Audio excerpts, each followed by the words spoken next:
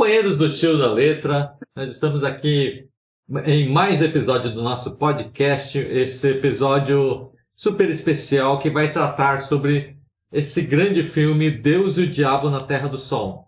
Nós já pedimos de antemão que vocês curtam, compartilhem, comentem esse grande episódio. É isso aí, André.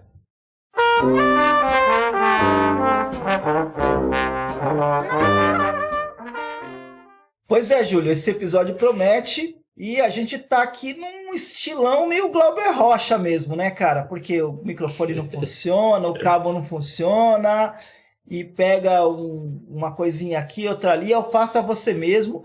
Mas o Glauber ensinou uma coisa pra gente que eu acho muito importante, né? Na verdade, claro que o Glauber era um gênio, mas na verdade, mais do que você ter uma baita de uma parafernália, de você ter câmeras 4K, drones sobrevoando, fazendo planos grandiosos, a gente precisa ter conteúdo, né, Julio? Esse é o grande ponto, né, André? Na verdade, o Glauber Rocha ele pega uma temática, assim, um plot relativamente simples e ele consegue transformar isso numa coisa, numa obra espetacular. E detalhe, André, num momento espetacular. Nós estamos falando de 1964, o ano do golpe militar aqui no Brasil. Então nós estamos pegando o auge da Guerra Fria. A década de 60 é o período em que você tem o auge da Guerra Fria e o auge dessas tensões ideológicas muito afloradas naquele momento. Então ele consegue... A obra dele é tão incrível, Deus e o Diabo na Terra do Sol é uma obra tão incrível que ele consegue captar todas as tensões num filme que se passa no interior do Nordeste, uma coisa espetacular, André. Eu acho espetacular. Ô, Júlio, quando você fala isso, eu logo, quando eu vi, assim, assistindo novamente ao filme, eu lembrei desse livro, cara, do Auerbach, do Erich Auerbach, cara, Mimesis. Cara, assim, lembrei rapidamente desse livro, porque nesse livro o Auerbach ele faz uma análise da literatura clássica, da literatura greco-romana, e ele faz uma análise também dos textos bíblicos, cara. E tem uma questão na literatura greco-romana que é a separação dos estilos.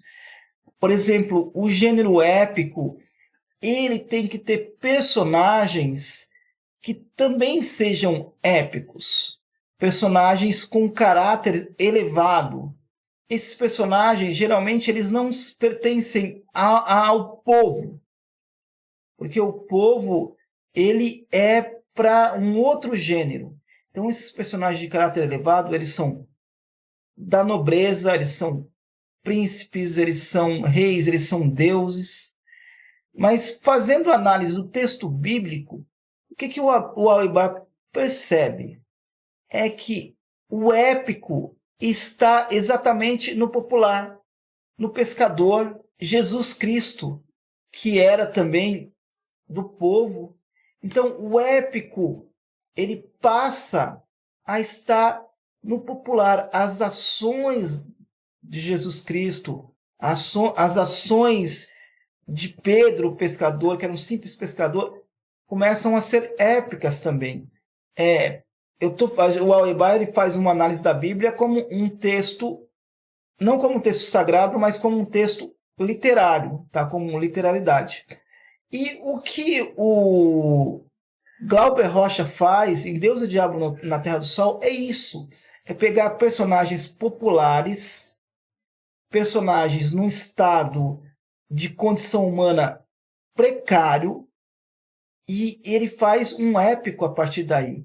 Isso é fantástico, Júlio. Eu acho que é importante a gente pontuar para os nossos espectadores assim, qual é a história, né? Para quem não viu. Então nós temos esse casal que é o Manuel e a Rosa, que estão lá, né, no sertão nordestino. E o filme já começa. Não vou dar muitos spoilers, vamos evitar um pouco dos spoilers, mas alguma coisa mas é inevitável a gente falar Então, ele vai lá e você tem uma cena de abertura épica também, que, né, a gente vai comentar depois. Mas você tem esse casal que tá lá e esse Manuel, ele é enganado, ele é roubado por um coronel importante da região e ele mata esse coronel. E o Manuel, a partir daí, ele entra numa seita religiosa, né? E aí você tem uma série de desventuras que ocorrem com o Manuel e a Rosa nesse filme. Então, assim, é mais ou menos essa história. Depois ele vai lá, ele sai da igreja e ele acaba entrando se encontrando com o Capitão Corisco, que é um cangaceiro famoso. Então, o plot do filme é mais ou menos esse, né? Mas, assim, você tem muito mais coisa do que isso ali dentro, né? Você tem, assim, você pode tirar um monte de coisas desse filme. Júlio, é verdade. E assim, eu vou falar aqui mais ou menos os personagens, né? Os personagens centrais, e também dizer quem são os atores, né? Então, o Geraldo Del Rey é o Manuel, né? Que é esse vaqueiro que mata um coronel e a partir daí ele sai em fuga com a esposa dele, a Ioná Magalhães, que é a Rosa.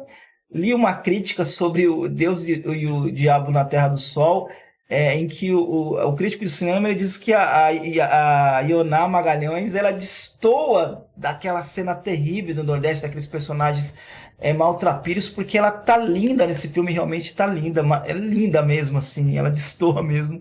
O Otton Basto, como Corisco, fenomenal, uma baita de uma atuação.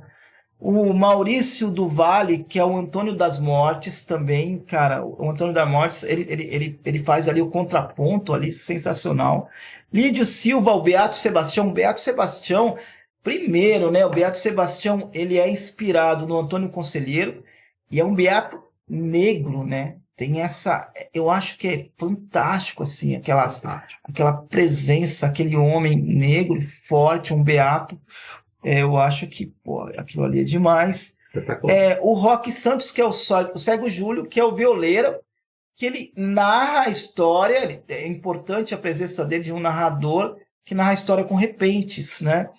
E o João da Gama, que é o padre que dá uma grana para o Antônio das Mortes liquidar ali os fiéis que estão com o Beato Sebastião. E o Milton Rosa, que é o Coronel Moraes, que morre no início do filme.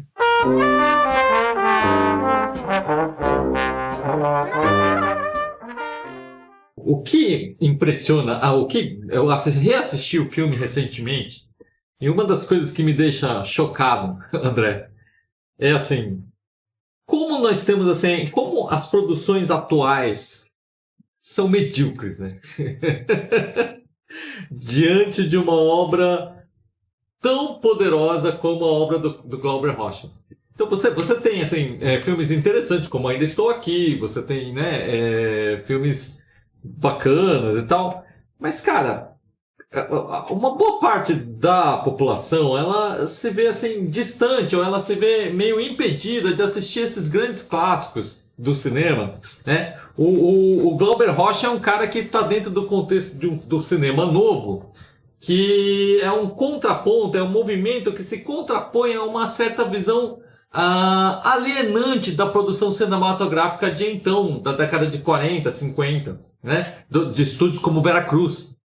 Então, o cinema novo, o Glauber Rocha está dentro desse movimento do cinema novo, que é um cinema que se propõe a um engajamento maior, e ele tem muita base em cinematografias como a italiana, com o neorrealismo italiano, a nascente novelle vague da francesa, e também ancorado um pouco em Sergei Eisenstein, do Encoraçado Potemkin, da Greve. Então o Glauber Rocha, que é genial, ele consegue pegar todos esses conceitos cinematográficos, ele consegue unir tudo praticamente nesse primeiro filme dele. Ele tem um filme anterior chamado Barravento, mas O Deus e o Diabo na Terra do Sol é um filme muito mais autoral do que o Barravento.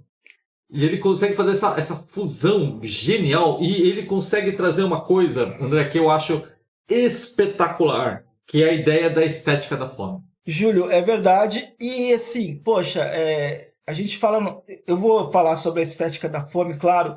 E para começar a falar da estética da fome, eu vou citar o neorrealismo italiano. Sim. O filme Ladrão de Bicicleta. Eu acho que quem não assistiu, assista. Esse filme, ele está disponível no YouTube. Você pode assistir. E é exatamente isso que se passa, né, cara? Assim, na Itália do pós-guerra. O protagonista mora no cortiço e finalmente ele consegue um emprego, mas ele precisa de uma bicicleta. Ele precisa de uma bicicleta, a bicicleta dele está penhorada, ele dá um jeito de conseguir essa bicicleta e assim, por uma fatalidade, no momento em que ele pega ali, ele consegue o emprego, ele vai entregar coisas com a bicicleta, ele volta, né, ali do emprego. Quando ele volta, a bicicleta dele não está mais lá. E, cara, olha só, isso, olha onde está o épico. O épico está nessa tragédia de perder a bicicleta, que é o seu meio de sustento. Então, quando eu falo do épico, é isso, cara. Você consegue, né, dentro de uma situação de miséria, né, quando você perde uma bicicleta numa situação de miséria, isso é trágico, cara. Isso é trágico. Então a estética da fome, ela é acima de tudo mostrar a violência das pessoas que passam fome, cara. Mostrar essa violência. É muito violento. Então, Deus e o Diabo na Terra do Sol, cara, mostra essa violência, cara. O quão a miséria é violenta. O quão você viver numa vida miserável e tentar sair dela é violento. Eu acho, André, que a gente tem que deixar assim, bem claro que esse filme, apesar dele ser um filme engajado, ele não é necessariamente um filme político, no sentido partidário do termo, sabe? Eu acho que ele é um filme muito maior do que um filme partidário. Eu acho que ele é um filme que faz... Ele consegue expor essa violência do Brasil da década de 60 e que hoje em dia não é muito diferente. Ele consegue expor essa violência e ele consegue expor esse desespero a partir do momento que o Manuel ele mata o coronel e ele praticamente ele é sugado para dentro de uma seita. Então você tem uma discussão pesadíssima aí sobre a influência dessas coisas messiânicas, do poder da religião. Então você cai nessa e começa a viajar dentro do filme, né, nessa perspectiva. E você começa a perceber que aquilo é uma salvação, é um alívio pro Manuel, sabe? Cara, é incrível. Júlio, eu acho, assim, eu fiquei muito chocado, assim, em muitas cenas do filme. Uma cena que me chocou foi essa primeira cena do filme, que é o conflito que desencadeia os demais conflitos, que é quando ele, como vaqueiro, ele vai levar uns bois, umas vacas para esse coronel, né? E algumas vacas morrem. Sim. E ele precisa vender 2 vacas para comprar a tão sonhada terrinha dele. E ele diz assim, olha, morreram exatamente 2 vacas, né? E as vacas eram suas, porque elas estavam com a marca, aquele ferro, né? Elas eram suas. O coronel diz assim, não, as vacas não eram minhas. Você devia trazer as vacas vivas, elas morreram, agora elas são suas. Você fique com prejuízo. E assim, cara, isso é tão cruel, cara. Essa cena me impactou tanto. Eu fiquei tão revoltado. Eu não sabia mais, porque fazia tempo, o que ia acontecer. Cara, eu não sabia mais o que ia acontecer. Cara, e a gente sabe, eu não posso dizer o que aconteceu, mas eu fiquei tão revoltado com essa cena, cara. Cara, essa cena é uma espécie de resumo do Brasil desde a descoberta até os dias de hoje. É uma coisa que faz parte, digamos assim, é uma coisa arquetípica da sociedade brasileira. Primeiro, essa usurpação que nós temos das elites, né? Das elites brasileiras.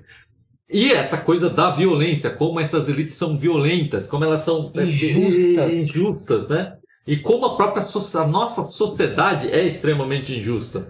Só que o Glauber Rocha, ele mostra isso de uma perspectiva, realmente de uma perspectiva estética. Então, ele não faz isso somente como um tom de denúncia, mas ele faz isso como algo inicial, uma base, para ele começar uma história que é muito mais complexa do que somente isso. Isso só essa introdução seria o suficiente para fazer o filme. Mas Sim.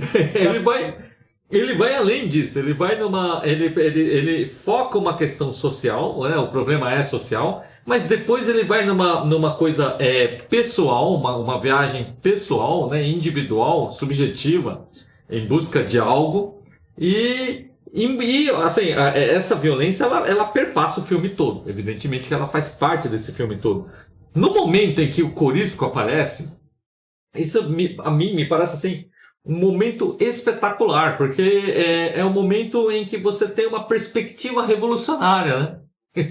A perspectiva em si revolucionária. Então, interessantíssimo. Mas, Júlio, eu queria até citar aqui o Glauber, Fantástico. porque você disse uma coisa importante. O cinema novo, ele era engajado. A ideia dele era ser engajado, era de fato mostrar essas injustiças sociais, assim como o neorrealismo italiano, né? Mas não era uma coisa panfletária, política, partidária. E o Glauber, ele fala uma coisa muito interessante, que ele diz assim, uma estética da violência, isso falando sobre o cinema novo, tá? Sim. Uma estética da violência, antes de ser primitiva, é revolucionária.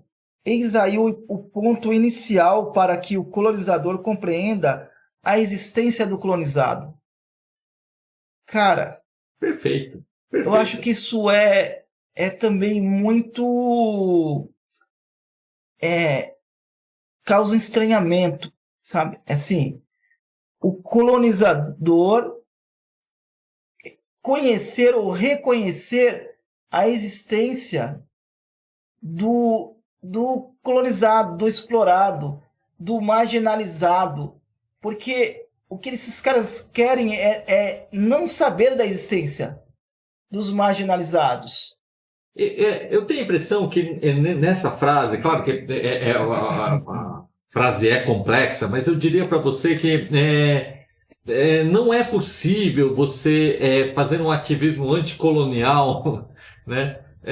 Somente com meio de palavras bonitas. Você tem que ter uma ação mais efetiva para que isso ocorra. Isso tem que ser esfregado na cara desses colonizadores. Esse é o ponto que eu acho que é interessante. E eu acho interessante que isso entra dentro de uma estética. Eu acho que esse é o ponto interessante. Ou seja, o Glauber está falando de uma obra artística que faz uma referência a uma determinada estética, que eu acho fantástico. Sabe, Júlio, eu vou trazer a noção de estranhamento do formalismo russo, sim.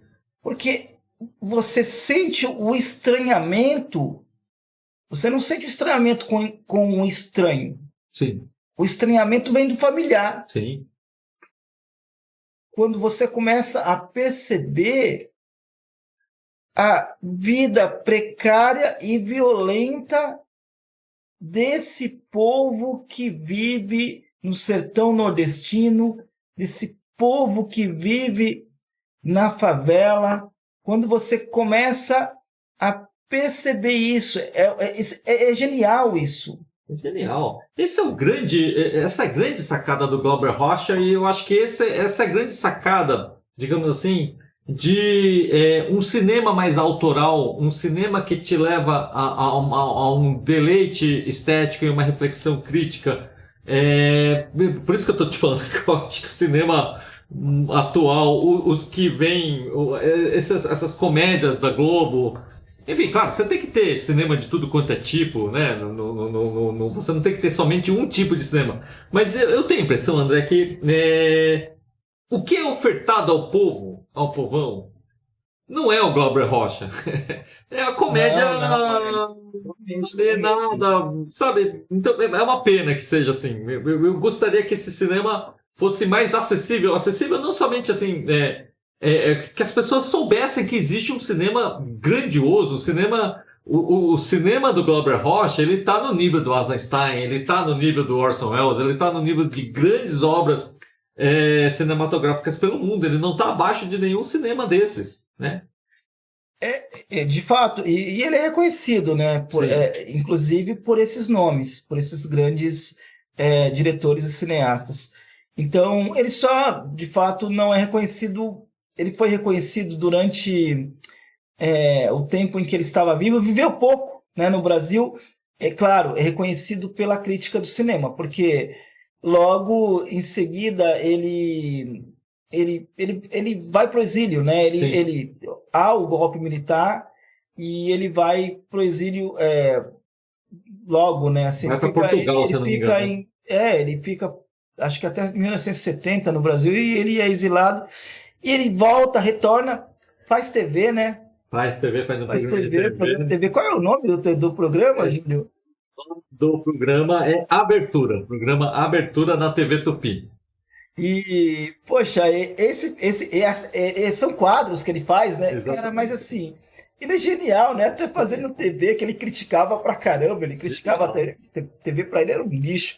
Mas ele vai e faz a TV e faz muito bem, assim, cara. Genial, né? Quer dizer, tudo no Glauber é genial, assim, né? Essas referências, né? Você sabe que eu estava vendo uma crítica que falava que o Glauber se inspirou muito, ou em parte, ele se inspirou no Guimarães Rosa, na obra do Guimarães Rosa. Então, e assim, por coincidência, né? Eu estou relendo o Grande Sertão Veredas e assim, você assiste o filme e lê o Guimarães Rosa, é uma experiência espetacular, porque ali é brasilidade na veia, Brasil de verdade mesmo, né? O Brasil e todas as suas contradições. Eu acho que isso que é incrível, além do senso estético, do valor estético da obra, dessas questões que, como estranhamento, que geram reflexões críticas, né, na gente. Então, acho que isso é fantástico. Mas, Júlio, agora retomando um pouquinho a narrativa do filme, eu acho interessante essa tentativa de sair da miséria. Eu fico na dúvida de sair da miséria ou de fugir de uma situação muito miserável, precária e violenta. Então, nessa fuga, no início do filme, eles queriam fugir, eles queriam sair da miséria, comprando um pedacinho de terra. Acontece uma fatalidade e eles acabam tendo que fugir. E essa fuga também é uma fuga para tentar fugir da miséria. E aí eles tentam encontrar abrigo em dois lugares, tá? Um lugar mítico, que é a religião, ou seja, tentar sair da miséria pelo mágico, pelo providencial, pelo divino, que é a religião. E aí você tem um beato, um cara lunático, que se revela também violento. E depois eles tentam sair da miséria pelo banditismo, pelo cangaço, aí pela violência nua e crua, pela própria violência. Aí já não é mais o mítico, é o real, é o concreto, é a violência extrapolada, né? Então, assim, mas de ambos os lados você tem a violência. Você não consegue sair da violência. A violência atravessa esses personagens. Sim. Eu acho que a violência já é dada logo no início do filme, né? Logo na cena inicial do filme, nós já temos a violência como um fato dado. A violência e o desespero, né? Eu acho muito interessante porque o Glauber Rocha foi bastante presciente, né? O que nós estamos vendo hoje no Brasil, de uma certa forma, é o desespero, né? E a situação situação de pobreza, essa situação levando à manipulação religiosa. Então isso já é uma coisa que o Glauber Rocha já trabalhava lá na década de Cara, é 60. bem interessante porque hoje eu vou usar algumas alegorias porque o Glauber faz isso, tá? Então o Beato, né, o Beato Sebastião, ele é uma alegoria, uma metáfora maior para todos os beatos que você imaginar, mas para o Antônio Conselheiro, Sem dúvida. tá? Ele é a encarnação do Antônio Conselheiro. O Corisco é uma alegoria para o Lampião. Sem dúvida. Tá? Então, é uma alegoria para a religião e uma alegoria para o banditismo. E o Corisco também tem uma coisa muito legal, interessante, que ele fala assim: agora eu tenho duas cabeças. Uma dentro de mim que fala comigo, que é o Lampião, e outra minha. Então, assim, ele é um ser de duas cabeças violentas, né? Então, eu acho que é muito louco isso. E hoje a gente pode usar, eu vou usar e vou dar nomes aos bois. Silas Malafaia, cara, Sem dúvida. é esse falso profeta que engana as massas. E hoje nós temos também o novo cangaço, cara. O novo cangaço, que são esses caras que saem com fuzis altamente armados e destroem caixas eletrônicos. Você tem esse neocangaço. Então, quer dizer, a gente continua, né? A gente urbanizou as favelas, né? São isso, as periferias são isso. Sim, nós estamos exatamente na mesma dinâmica que é retratada no filme. Exatamente a mesma dinâmica. Aliás, você citou o Corisco, o Capitão Corisco, e eu vou falar sobre a atuação magistral do Otton Bastos, né? O Otton Bastos novinho, a gente mal reconhece ele. Nós já temos uma certa idade, né, André? Eu tive dificuldade para saber. Eu conheci o Otton Bastos já. Eu e o Leandro, nós já temos uma certa idade, porém, nós conhecemos o Otton Bastos, ele já grisalho, já, né, numa meia idade. E ele, no filme, ele tá lá super novinho, fazendo o papel do Capitão Corisco magistral, muito bem, perfeito, assim, né? Mas eu acho que é isso, André. Eu acho que nós temos essa mesma dinâmica que estava lá, que o Glauber Rocha retratou. Nós temos essa mesma dinâmica nos dias de hoje, com personagens como nefastos como esse Silas Malafaia e dentre outros, né? Júlio, agora, para a gente meio que ir para o final, eu falei ali daquela cena do início ali que me impressionou. Qual era uma cena que te impressionou, assim, que você acha que assim, caramba, essa cena a gente não consegue, não tem nenhuma referência, filme nenhum tem uma cena como essa. Cara, a cena que eu adoro, que eu acho emblemática, é essa cena final do Manuel e da Rosa correndo ali em direção ao mar. Acho tem a trilha sonora do Vila Lobos, né, nesse final, no filme todo, mas essa cena é muito marcante, né? Para mim é uma cena assim, assim, o filme todo ele é absolutamente marcante, mas essa cena final para mim ela é icônica. Não, essa cena final, cara. Eu adoro essa cena. Essa cena final. Adoro. E assim, você falou do Vila Lobos, né? Sim. Ele também, essa questão, ele mesclou, né? Essa questão do erudito com o popular Sim. ali no filme dele. Então você tem o Vila Lobos e você também tem o violeiro representado ali pelo Cego Júlio, que ele meio que é um fio ali de condutor da narrativa, né? Fazendo aquela moda de viola.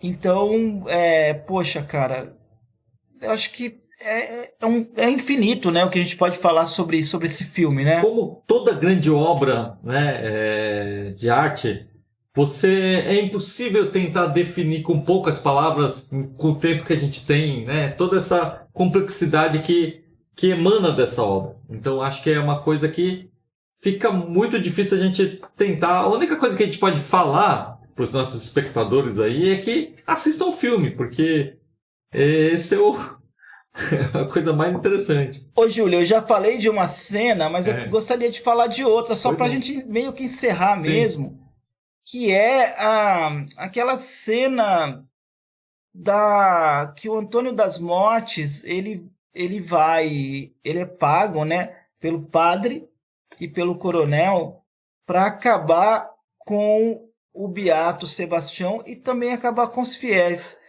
E ele vai até o alto de um morro que eles estão, onde, né, no povoado onde eles estão, e ele começa uma matança. E aí você vê aquela coisa teatral, porque o filme também é teatral, né? Totalmente. E a representação teatralizada daquela matança, para mim, também é uma cena magistral e assim, muito chocante. Concordo perfeitamente com você. Acho que é uma cena também fortíssima. Interessante que também, como no neorrealismo italiano, o Glauber Rocha também pega pessoas das localidades das filmagens e bota lá como figurante. É verdade. Isso também é legal, Júlio. Um detalhe fantástico. E essa cena é muito marcante, né? E interessante, né? O matador do filme, ele no começo ele meio que se recusa a fazer esse serviço, né? Porque esse serviço entre aspas, porque ele vai matar as pessoas que estão atrás de Deus, né? Estão buscando Deus. Esse é o ponto. É verdade, Júlio. Mas essa questão, isso também é muito bom no filme. Não tem personagem acabado. Não é maniqueísta. Não. Então, os personagens, eles têm o tempo todo essas contradições, esses conflitos internos, né? O próprio protagonista da história, ele tem esses conflitos internos. O que eu estou fazendo aqui? Principalmente quando ele está com Curisco, em que ele ganha um novo nome, ele tem um novo batismo, né? Ele é batizado como Satanás, e ele tem que passar por provas ali, e aí ele tem dúvidas, ele tem conflitos. E a mulher, a Rosa, também é um contraponto, porque parece que o estado de miséria faz com que nós fiquemos meio que alucinados, que a gente perca a noção de realidade. E a Rosa, em muitos momentos do filme, traz o protagonista, o Manuel, para a realidade, tenta trazer ele para a realidade. Assim, como a gente não está falando de um filme bobo da Marvel, que lida com absolutos, nós estamos falando de um filme complexo, nós estamos também falando um pouco sobre loucura, né, André? Nós também estamos falando de como essa situação social, isso é uma coisa muito moderna, que é tratada hoje de uma maneira séria, como essas questões sociais, como essa violência social da nossa estrutura social.